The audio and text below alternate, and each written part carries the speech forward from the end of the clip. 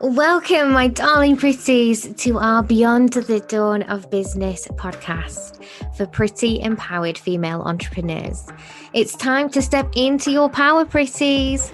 Lift each other, support the squad, and choose a life filled with the autonomy and freedom to live your dreams. I'm your host, Dawn Beth, owner and founder of Beyond the Dawn digital business brand and agency. My coffee is hot and my eyelashes are on, so we are ready to go. Hi, and welcome to today's episode. Today I want to talk about something that's incredibly important for me as a person in business, but also just as a person in general. I'm one of those strange people who really love sleeping well at night. And I realised quite early on in my life that I have a strange, but also quite wonderful, strong feeling towards justice and fairness. And I used to recognise injustices around me all of the time. It was something that was quite prevalent for me as a child. I used to say it's not fair a lot, not always to do with my own situation. I used to recognize it in other people's situations, like that's not fair. And it really riles me, even now as a grown adult, even with an understanding of why sometimes things aren't fair, even with an understanding that nobody promised us fairness when we came to this planet. It's still something that's really quite there for me.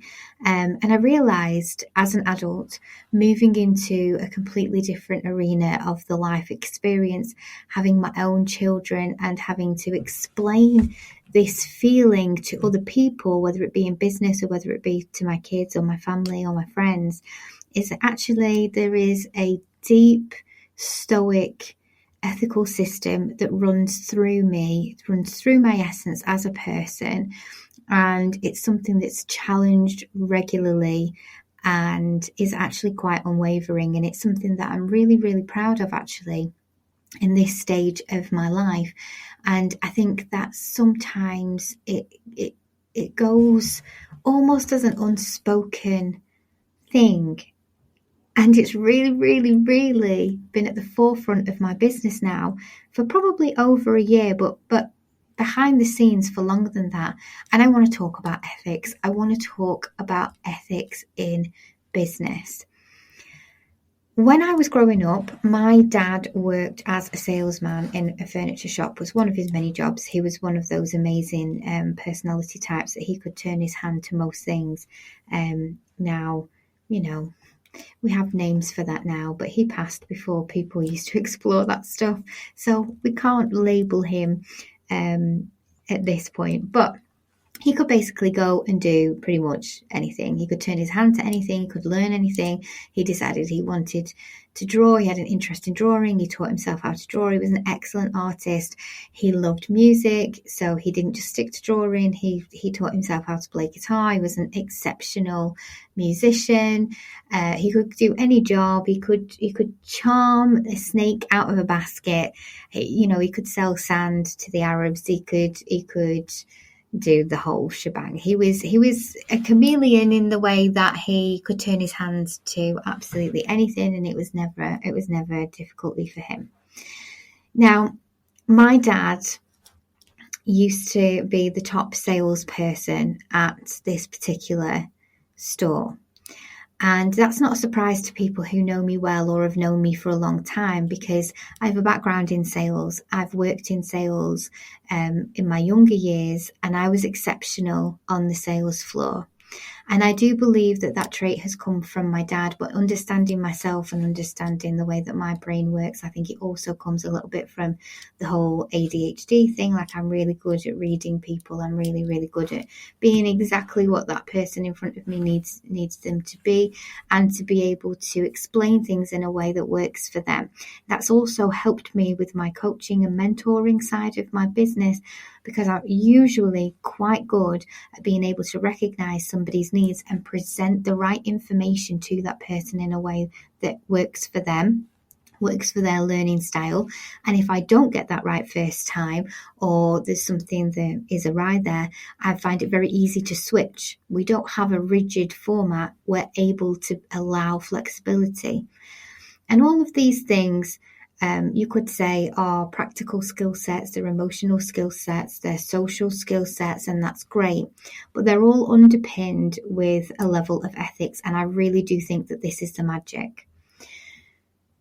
All of that stuff could be used for bad things. And I make a joke all the time. We use our powers of psychology, we use our powers of sociology, we use all of the data and all of this great stuff, and we only use it for good, but we do. And the reason why we only use it for good is because of the underpinning of that ethical structure. The reason why my dad was the top salesperson, not just because he had the gift of the gab, which he did, not just because he was charming, which he was, not just because he was entertaining, which he was, right? But it came from the fact that he could be trusted. And people recognized in him that he would only give them a fair deal. So yes, he could charm you. Yes, he could lead you down a garden path, keep you laughing, and before you know it, you've parted with your money and you didn't even realize that was occurring. But there was a deep, deep sense of trust within that relationship that he'd built with that person, that he was never going to screw them over. And he wasn't, because he was a good man. If he told you that that was the best bed in the showroom, that was the best bed in the showroom. And there will have been multiple reasons why it was the best, multiple data points and scientific real evidence that was there to support why it was the best. Or if somebody was trying to get him to sell something as though it was the best, he would have a unique way of being able to let you know that this is the one that they want me to tell you is the best. But actually, I think your needs would be best suited over here. And he would do it in such a way that he never disparaged anything. He did exactly what he was told to do by his peers and still created the end result that was right for the customer. That, to me, is magic. And the fact that I was either born or I picked it up in nurture, because, who knows, that I also have that exact same skill, to me, feels like a winning jackpot. There's no point in me winning the lottery. Don't send me the money from the lottery. I already won.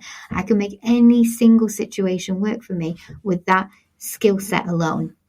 Starting to sound like Liam Neeson now. I have a unique set of skills. But I do, and I got them from my pops. Now, the reason why that works, and the only reason why it would work, is because I do not need to lie to you, and I do not need to manipulate you in order to make a sale. Now, no matter which way you cut that, that is a privileged position for me to be in. That is a privilege for me to be able to see over a wall that many people cannot see over through no fault of their own. Okay? Not suggesting that people are all bad and that they're all manipulative and that they're all trying to scam us out of their money. They're not. They're not. I truly believe that even people who fall into scammy situations are not deep down trying to con anybody. They think that they're employing certain skill mastery when it comes to sales, and they don't realize the subtle ways that you kind of sell your soul in doing so if you don't have that strong ethical structure. So I talk about theory, I talk about emotions, I talk about feelings, I talk about our well-being, our mental health, our mindset, our belief system, all of this stuff all the time. Today I'm going to give you some tangible, ethical right and wrongs, very easy to understand, very clear and concise. So, reaching out to somebody who has never shown any interest in your business, product or service. Wrong. Okay? Wrong. In the UK, sending more than 2 messages to somebody unsolicited who does not want or has asked for communication is illegal. It's considered harassment. It's very, very simple. If that person never reached out to you, doesn't know that you exist, and you cold prospect to them, and they do not respond, and you follow up, you're already on dangerous legal ground. There's a reason why GDPR was such a big thing when it came in, because telesales as an industry was about to be completely ruined. Okay? It was about to be completely ruined by GDPR, by the consent of the consumer, by the consent of the person on the other side. Now, there's a massive increase at the moment in emails coming through to me. So I know that my email address has been sold somewhere. Okay.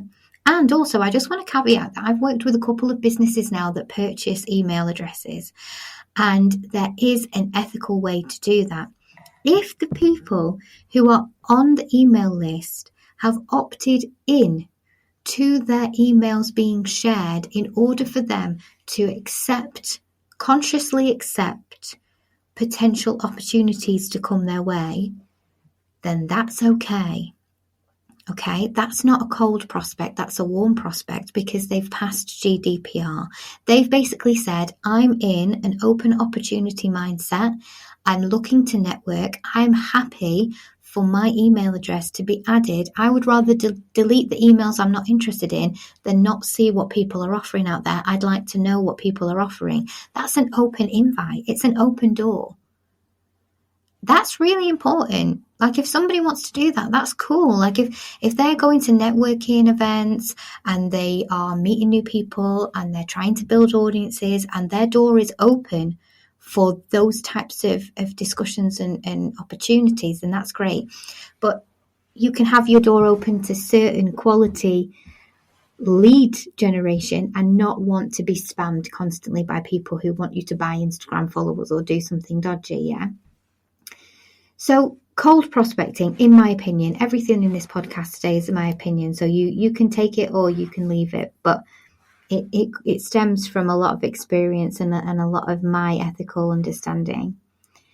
I personally do not think it's right to reach out to somebody if they've shown no interest in your product. If they've commented on something, if they've opted into an email list, if they have asked for more information, if they've liked loads of posts and you think actually this person is interested, that's not cold. There's a warmness there. There is an action that's been taken by the other person first to give you an indication that they're interested in this thing. And even then, you can reach out to somebody and you can do it in an ethical way. Do not copy and paste the same blooming message over and over and over to hundreds of people. It is spammy. It's bad sales. And if you're having to do that to create lead generation, then that's a massive red flag. Okay, that's a massive red flag that something's not right in your internal structure. The thing that gets me is that the people who are doing that are often the people who are offering you services to get more leads. Okay? They're like, hey, do you want appointment setters? Do you want 600 more leads in your emails? Do you want this? Do you want that?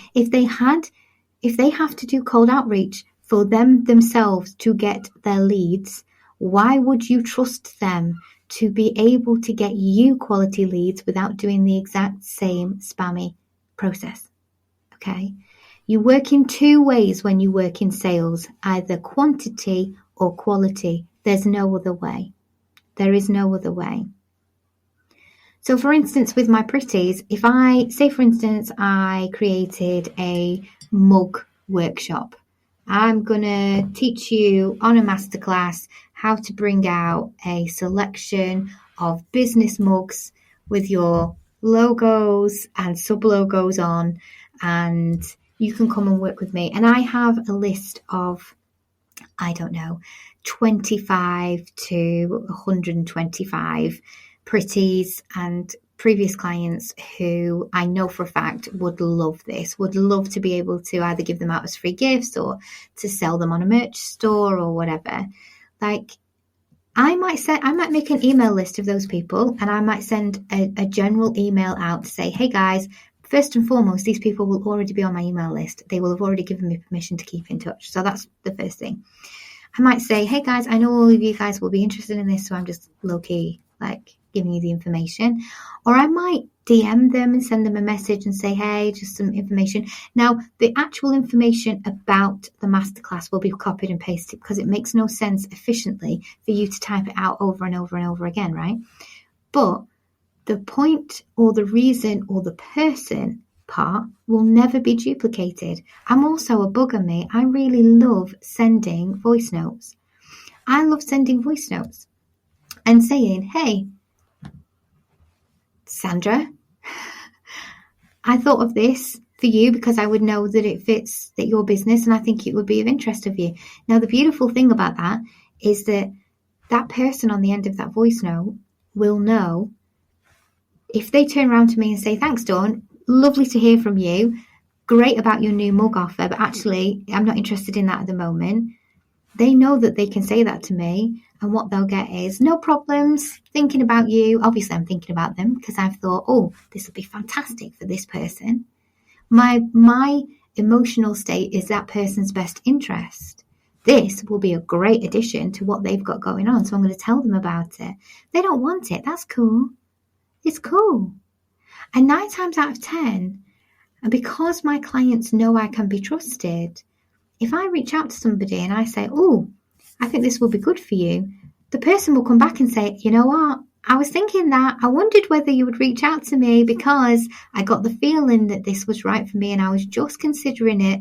I was just having a little think about it to decide whether I wanted, and I wondered whether you would know for certain that this would fit my strategy, because they know that if I look at this, say for instance, I have a wonderful client called Tina, and I have an offer that I'm bringing out, and I look at Tina's situation and I think, this isn't going to benefit Tina right now. Tina needs to do 3 more months of audience building, or Tina needs to do a little bit more of work on her self-belief system, or Tina is bogged down right now with her live launch and this is going to do nothing but distract her from making money where she needs to be putting her energy to help make her income. I'm not going to message Tina. Or if I do message Tina, it will be, hi Tina, just want to let you know I'm bringing out a new offer. You're going to see it everywhere. It's going to be tempting for you. It's a distraction. I'm going to run it again in September. I'll think of you for September's. I'll let you know if it's the right time for what you've got going on. But I just wanted you to know that it wasn't that I didn't think of you. I just don't think it's right for you right now. And I'm not going to be targeting you to try and get you on board. I want you to concentrate on X, Y, and Z that we're already working on in your business that's going to benefit you better. And you know, the subtle ethics that's in that, first of all, it's just being a good person, but the subtle ethics is in that is me recognizing that it is more important that the end result be useful to my client than me get the money from that person in my bank account.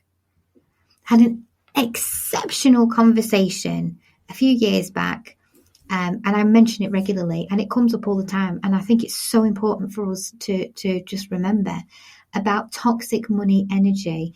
And this is where it's like the flip side of the lack of ethics and the karma that comes with that.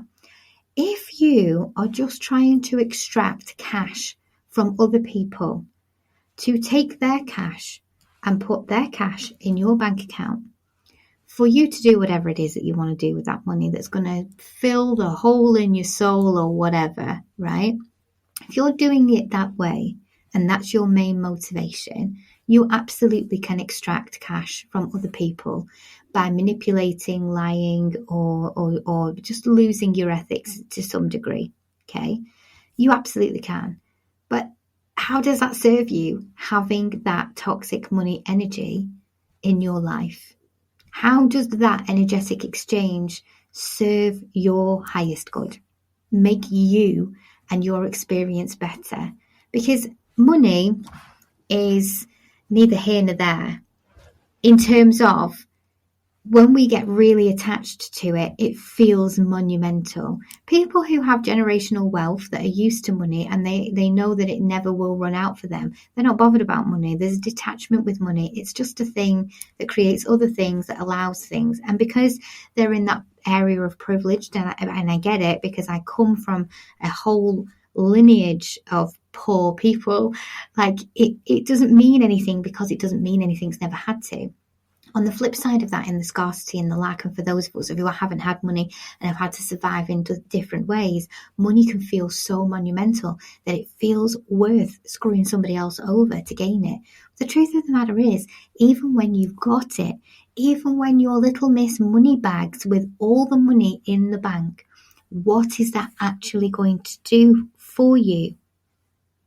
It's going to buy you stuff. It's going to change your experiences. Like, okay, maybe I'll feel bad about the type of person I am while I sip margaritas on my private yacht. But the truth of the matter is, the margaritas will be drank. The yacht will dock. Those experiences, yeah, they're fantastic, but they're temporary, they're short, and they're not fulfilling long term. You know what is fulfilling long term? What will fill your soul cup? Is having that money in the bank and knowing that you did something great for another soul. Knowing that when they gave you that money and it went into your bank, not only did you gain something from them, from that financial energy, which is great, Bonza, thank you. Another month of roof over our head, another month of food in our bellies, absolutely, thank you very much, right? But also equally, that it has done something good for them, that they will have a higher return. The money that people give me to help them in their businesses is so much smaller than what they create for themselves off the back of my support. I know you could give me, I don't know, £10,000, and I could give you £1 million worth of stability, support, and opportunity that you wouldn't have had before you worked with me. How's that for a feeling when you go to bed at night? It's not about taking just one set of cash. It's not about that. The flow of money coming to me all the time is already there because the energetics behind the way in which I do it is sound. The ethics come into it. I don't need to go out and cold prospect to get clients. I have clients DMing me to work with me every single day. Absolutely 100% in complete gratitude for that every single day. So happy for that. That comes off the back of great experiences that clients have with us, and then they go and tell their friends. Yes, if you go out on the street, you will hear of some experiences from clients, people who did not have a great experience with us, because we are not for everyone. Some people will have come, it's a very small percentage, mind, but some people will come and work with us and they won't like the way that we work, and that's okay. The majority of the people that we work with always have a good experience, and even the ones that don't have the experience that they thought they had paid for, they usually do go away better than when we found them, and that's the whole point. Okay? Don't have to always be a yes man, but you do have to have the right ethical structure. And that ethical structure also might take you out of a relationship. There has been many a time where I've not been a yes man and I've told the total truth faster to a client because I have their best interests at heart, and I would rather tell them the hard truth than to pander to them. And that, may not work from a financial standpoint, that may not work from a business standpoint, but is my heart clear at the end of the day? Absolutely. Did I take care of that person in the best possible way that I could? Absolutely. Did I do the right thing? Absolutely. Is spamming the same DM script to 600 people on Facebook you taking care of the person on the other side of that message? It's not. You're just bothering people if you go down that route, aren't you? So I want you to think about that. And I want you to think about the ethics of when you join other people's groups. I want you to think about the ethics of whether you're there to support the people in the group and be part of the community and really help people, or whether you're just there to gain people's clients and to get in front of other people's audiences. I'm a massive believer in getting in front of other people's audiences and piggybacking on other people's audiences, and doing it in an ethical way. Be upfront about it, be honest about it, speak to the host about it. Okay? Offer your audiences to those same hosts so that they can do the same thing, not because you're stealing, but because you're sharing completely different energy. Okay? And also, Don't be entitled to somebody else's audience. You put yourself in front of somebody else's audience and you allow the audience to decide. That is a conscious choice that those humans make. You've got no entitlement. You don't own them. Nobody belongs to you. People make their choice. Let them make their choice. Now, ethics is massive for us in business, and it's something that we've discussed regularly. And it's one of the reasons why we are absolutely honoured to have been the ethical kind of benchmark for social media management in our qualification, in the Certified Social Media Management course and qualification. Now, there is a quality standard trademark that comes with that qualification. So when people come to work with me at my company and they want any support when it comes to social media, my girls are proficient in that arena. But more so than that, we are a training agency. So we're training other people who are social media managers who will go and take our ethical standard, which is now the only recognised quality standard in the UK, and it's being recognised globally, even though it is a trademark in the UK. And that's a beautiful thing, because when you see that CSMM logo on somebody's website, that means that they've taken the time for their employee to learn about how the best practice is done, both ethically and efficiently, and the quality of work, being able to advertise, but being able to do so in a positive way, not using negative bias, making things better, not worse, but also attracting the right clients. It's a beautiful, beautiful balance. If you see as a freelance social media manager with that trademark, that means that they've taken the time, that they care about their clients enough to take the time to let you know that they are of that ethical standard. Okay? Why would you want to work with anybody that doesn't have that doesn't want that hasn't got your best interest at heart? And that's what you need to be thinking about when you're putting yourself out there as well. How can I show my people that they mean something more than just paying an invoice to me? Don't get me wrong, paying my invoices is a love language. I adore it when invoices are paid.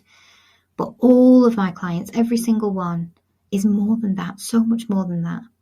We care as an agency, and that's why people work with us over and over and over, because we care, because our heart is in it with you. We're in your corner, truly. We want you to succeed. We're those cheerleaders that are doing everything we can. We're wiping your brow and spraying water in your mouth and, giving you a wipe down with a towel before throwing you back in the ring again. And that's important. So how can you, with your ethical standard, with your boundaries over what you will and won't do, how are you showing people who you are and how much they mean to you in terms of your client base?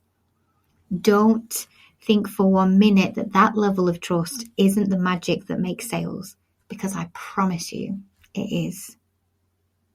I hope you've enjoyed this episode. Thank you for tuning in, and I'll see you next time. If you're loving our Pretty podcast, come on over to Social Pretties, our online safe house and sisterhood community. It's a safe space where female entrepreneurs connect and thrive in a warm, welcoming fold of pretty amazing women. You'll find an easy redirect in the description, and I can't wait to see you in there. And depending on where you're listening right now, we would love it if you would click subscribe or follow so that you can be the first to know when our new podcasts come out.